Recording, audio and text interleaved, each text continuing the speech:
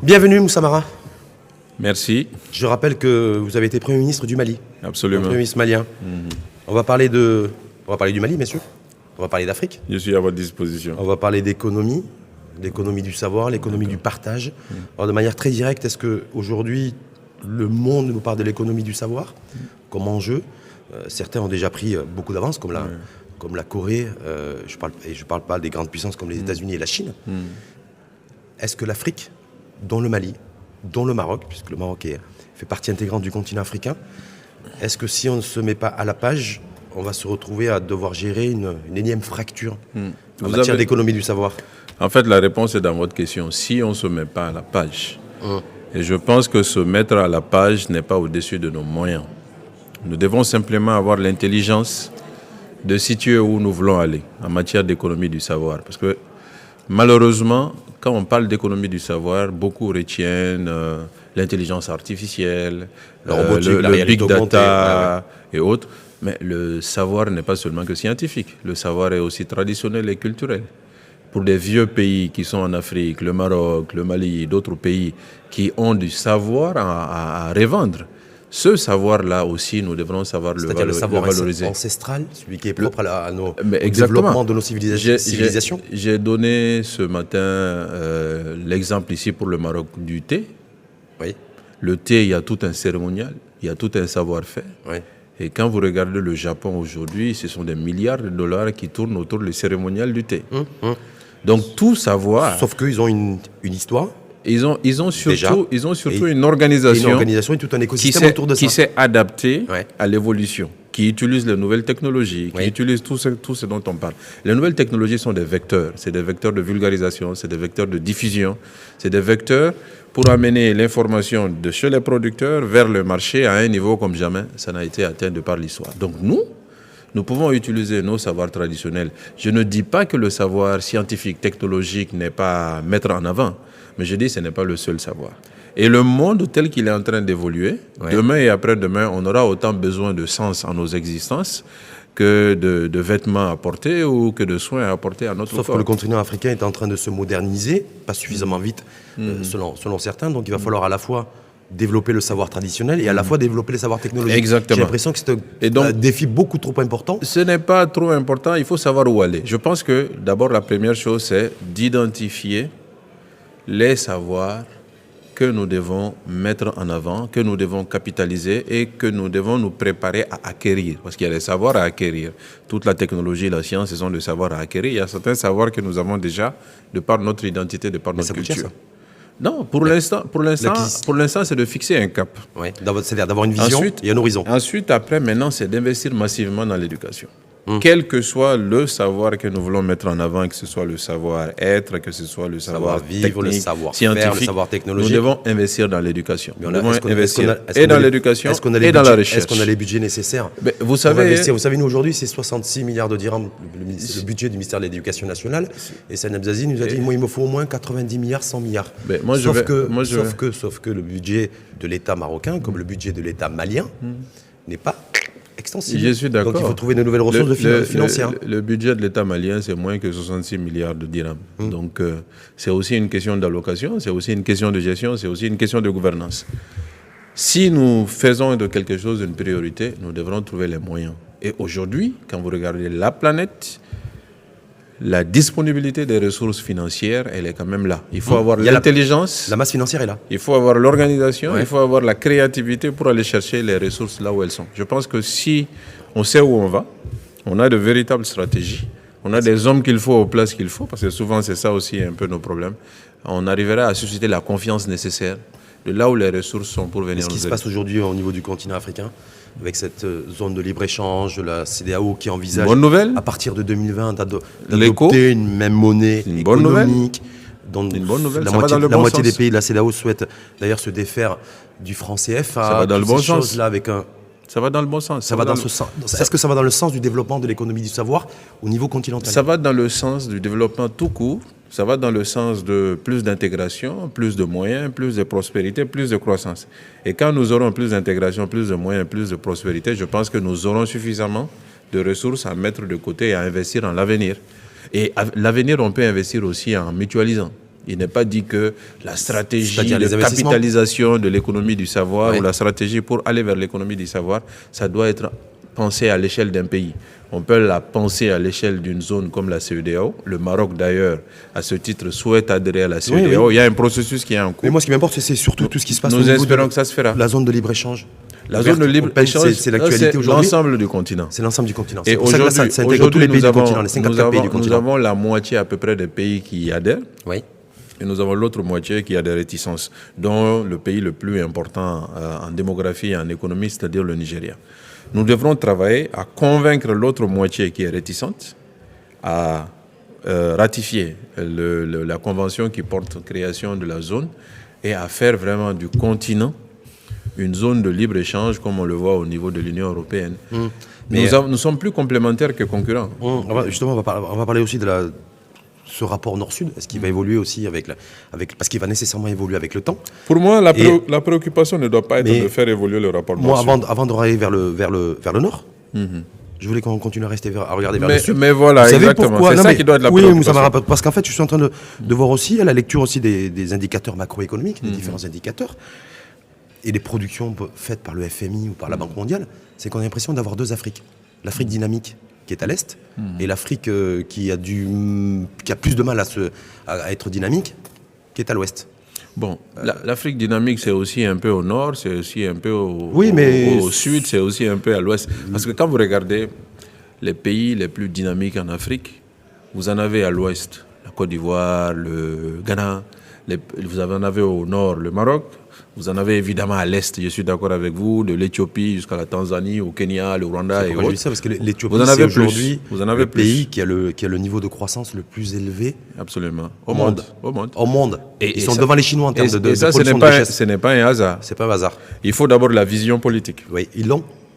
Ils l'ont depuis 15 ans. Il faut de la vision politique et il faut de la constance. Parce que très souvent, on prend l'exemple de la Corée. Dans la mise en place de la vision. En termes de développement, mais on ne prend pas l'Éthiopie. Dans les années 80, l'Éthiopie, c'était... En fait, l'Éthiopie, c'était la famine. Aujourd'hui, l'Éthiopie, c'est autre chose. Mais attendons, parce que l'Éthiopie, c'est quand même toujours un taux de pauvreté important, même s'il y a une cadence importante vers la prospérité.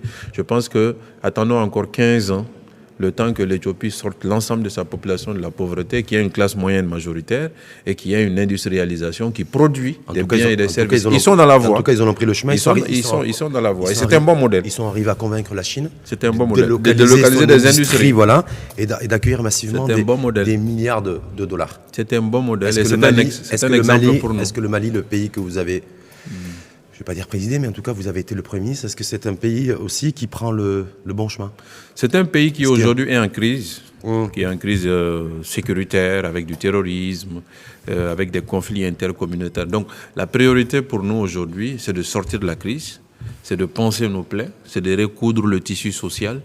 Mais le Mali a le potentiel d'être l'Éthiopie de demain ou la Chine de l'après-demain. Sur la base nous avons plus de ressources en eau que le Maroc, le Mali. Nous avons les hommes, nous avons les espaces pour être une puissance agricole. Et ensuite une puissance agro-industrielle.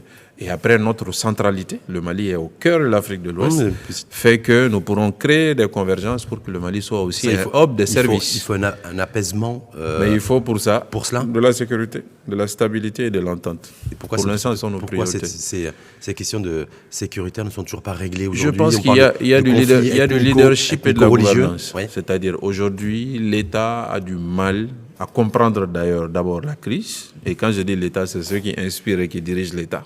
Je pense qu'on a une grosse insuffisance en matière de gouvernance et de leadership dans notre pays. Et après, maintenant, le reste participe de ça. Vous dites ça parce que vous n'êtes plus aux responsabilités? C'est ce qu'on dit souvent, mais je pourrais vous donner des chiffres qui sont incontestables pour aller dans ce sens. Est-ce que quand Oumou Samara était Premier ministre malien et à la tête du Mali, le Mali, économiquement, se portait mieux? Les 10 dernières années, le Mali a fait 7% de croissance. C'était quand j'étais Premier ministre. Aujourd'hui, il fait 5. Moi, je donne des chiffres. Aujourd'hui, il fait même moins que 5. Oui, enfin, d'après le FMI, il fait 5. Ça, c'est un chiffre. Mais quand vous étiez là, l'industrialisation agricole n'avait pas décollé non plus. Je n'ai fait que 9 mois Premier ministre. Oui, peut-être que si je faisais 9 ans, ça allait être différent. Mais parce que quand je vois effectivement le PIB du Mali, c'est quand même 5 points de croissance. mais c'est 40% de la population qui est sous le seuil de pauvreté. Bien sûr. Donc, Et j'ai puis, dit, le le PIB, parce que vous savez, dans le PIB l'esprit, n'est pas suffisant. voilà, dans La l'esprit des gens, croissance du PIB, c'est 5%. La croissance de la population, c'est 3,6%. donc il vaudrait mieux que le Mali fasse un point de croissance. Je pense que et nous devrons 10% faire au de sa moins, population. il faudrait faire au moins des croissances à pauvreté. 2 chiffres, absolument. Et ça, pour ça, il faut que nous nous basions sur nos potentiels. Et là, vous avez besoin de quoi? Du FMI? Parce que je sais que vous avez fait appel encore au FMI tout récemment. Vous avez besoin de la Chine. On est sous programme avec le FMI, on est avec la Chine, on est avec beaucoup d'autres pays. Je dirais, ce qui nous manque, c'est d'être avec nous-mêmes un peu. Parce que nous ne pouvons pas être extravertis. Oui, mais il vous faut des bailleurs de fonds. Avant d'avoir des fonds, il faut avoir des idées. Quand on a des idées et quand on a de la vision, vous aurez des fonds. Vous n'avez pas de pétrole, mais vous avez de l'eau. Oui, et l'eau est une richesse extraordinaire. Vous n'avez pas de gaz, mais vous avez du terrain, de l'espace et de la terre, du soleil et des hommes. Et du soleil et des hommes. Donc comment on arrive à transformer tout ça? Si ce n'est que d'avoir aussi des appuis financiers de bailleurs de fonds. On arrive à transformer d'abord avec des idées, avec une vision, avec un projet. Vous savez, les fonds arrivent pour faire face et pour mettre en œuvre des stratégies. Ce qui nous manque le plus, ce sont les stratégies et ce sont les hommes pour les porter. Moi, je pense. Votre alliance avec la France? C'est une alliance comme l'alliance avec la Chine. Est-ce que vous êtes en train... Comme l'alliance avec les États-Unis. Exactement, comme les relations avec le Maroc. Vous savez, aujourd'hui, le Maroc a plus de relations commerciales avec le Mali que la France. Vous avez une relation avec la France comme avec le Maroc. Qui n'est pas celle que vous avez avec la Chine, par exemple. Aujourd'hui, la Chine réalise plus d'infrastructures au Mali que la France. Et le Maroc commerce plus avec le Mali que la France. Donc ça veut dire que la France se retrouve déclassée au Mali. Moi, je à la fois la Chine et à la fois le Maroc. Cela comme un déclassement ou autre, je perçois cela simplement comme une relation comme avec n'importe quel autre pays. Je ne mets jamais en épingle un pays. Si vous me suivez, j'ai dit surtout, ça dépend de nous. Ce que nous devrons faire, c'est d'abord compte tenu de nos priorités, de nos orientations. Après, on cherche le partenariat là où il est disponible pour le réaliser, s'il le faut. Mais là, ça veut dire aussi que le Mali, parce que c'est intéressant, parce que en préparant votre venue, j'ai vu qu'il y a une donnée qui est structurelle. D'ailleurs, qui nous a créé le désordre un petit peu chez nous aussi, au niveau de l'éducation, de l'école, parce qu'on en a beaucoup parlé, c'est la pression démographique. Pendant très très très très longtemps, les pays du continent africain ont eu du mal, ou en tout cas les États et les il y en a beaucoup qui sont encore dans cette situation. Le Mali est en plein dans cette situation. Vous êtes en plein dans cette situation, c'est pour ça que je vous interpelle. Est-ce qu'il faut, aujourd'hui, on le voit, il y a les grands débats sur les changements climatiques, on dit qu'on va être 10 milliards d'individus à l'horizon 2050. Est-ce que vous êtes, vous, il faut des idées, qu'il faut aussi mieux maîtriser la natalité au Mali? Je pense que c'est absolument indispensable. Maintenant, la question est comment s'y prendre. Comment s'y prendre? Il faut investir massivement dans l'éducation des filles. Plus les filles sont éduquées, moins elles font d'enfants. Plus les filles sont insérées dans le tissu économique, moins elles font d'enfants. Donc je ne suis pas dans les... Il faut stériliser, il faut... Non, développer en tout cas je suis dans l'information, insérons la pédagogie. Les filles, donnons-leur la place qu'il faut et nous allons avoir le résultat en termes de natalité. Mais il le faut, c'est indispensable. C'est indispensable, de toute façon c'est aussi un défi pour l'ensemble du continent. Surtout pour la zone sahélienne où on a un taux de croissance de 4% en moyenne, avec des femmes qui font en moyenne 6 enfants. 3,6 au Mali. 3,6 au Mali, Maroc, on est à 2,2 nous. 4 et quelques au Niger, avec en moyenne 6 enfants par femme. Donc aujourd'hui, l'idéal c'est quoi? C'est 2 enfants par an. L'idéal, c'est d'avoir un taux de croissance de la population qui soit en plein dans le dividende démographique, qui nous permette de renouveler les générations tout en n'obérant pas l'action publique par le trop grand nombre d'enfants. En même temps, il y a des écoles de pensée d'économistes à travers le monde qui considèrent que... Au contraire, c'est une chance. Voilà. Mais c'est pourquoi c'est pour ça que je vous dis que je voulais pas qu'il ne faut pas se fixer de termes chiffrés. Il ne faut pas se fixer de termes chiffrés. Il faut des bras, force de travail des consommateurs. Voilà, exactement. C'est-à-dire qu'il faut avoir la population qui croit à un rythme qui puisse permettre de renouveler les générations.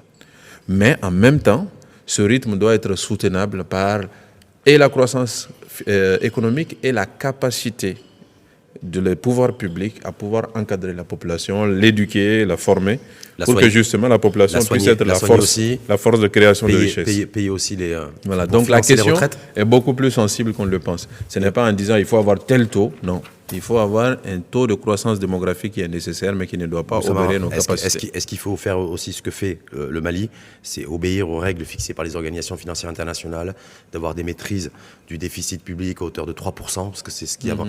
Voilà. Est-ce qu'il faut suivre ce modèle-là? Est-ce qu'il faut se dire aujourd'hui les modèles économiques et sociaux, il faut qu'ils soient alignés à ces modèles économiques aussi, macro essentiellement? Je pense que la question des déficits est une question qui nous concerne. C'est vrai que le taux de 3% est retenu un peu partout, L'idéal, c'est d'avoir un niveau de déficit qui maintienne la crédibilité du pays vis-à-vis de ses partenaires. La signature pays. Donc 3, 2, 4, ça dépend des relations ou des rapports que nous avons. Vous avez un grand pays comme le Nigeria où le déficit est supérieur à 3%. Des fois, le déficit atteint 5-6%. Mais la qualité de la signature est toujours là. Donc il faut densifier le dispositif économique, il faut diversifier l'économie, il faut structurellement adopter l'industrialisation. Et quel que soit en ce moment l'industrie, mais quel type d'industrie? Les orientations financières, je pense qu'on trouvera toujours à maintenir quel type d'industrie? Est-ce que c'est l'industrie? Est-ce que l'Afrique de demain les industries, ce n'est plus les industries comme on le connaissait il y a 60 ans. J'ai bien peur quand je vois ce qui se passe en Éthiopie. J'ai bien peur que l'Afrique en fait devienne on voit plein de cheminées et que ce soit les forces du voilà. Ça vous dans la caricature. Vous savez, que toute la valeur ajoutée, toute la technologie se reste au nord. On a dit tout à l'heure l'économie du savoir. Ouais. Il peut y avoir de véritables industries autour du savoir. Et ces industries seront totalement neutres en termes d'émissions de gaz à effet de serre. Il peut y avoir des industries, il peut y avoir des filières, il peut y avoir des écosystèmes autour du savoir et de la connaissance. Ça, c'est une piste. Et en matière de savoir et de connaissance, l'Afrique n'est pas si démunie que ça. Donc ça veut dire qu'aussi, il faut que l'Afrique soit en capacité d'attirer les grandes signatures de pôles universitaires. Aussi, parce que le savoir, ça coûte de plus en plus cher. Je pense... ça va coûter plus cher que de pouvoir se vêtir et manger demain. Et c'est normal, puisque ça a un pouvoir de création de richesse qui est 100 fois plus important que se vêtir ou se loger. Je pense que ce que l'Afrique doit savoir faire d'abord, c'est d'identifier les savoirs autour desquels elle va monter des écosystèmes. Les savoirs ne sont pas seulement le savoir scientifique, les maths, la physique, chimie, la biologie qui sont nécessaires, qui sont indispensables, mais il y a d'autres types de savoirs.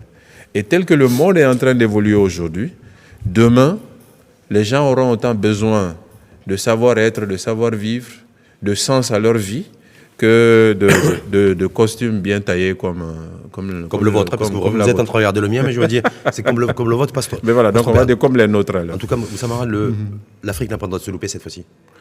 Je pense qu'on est suffisamment au bord du gouffre pour ne pas saisir les opportunités. On ne va pas descendre plus bas?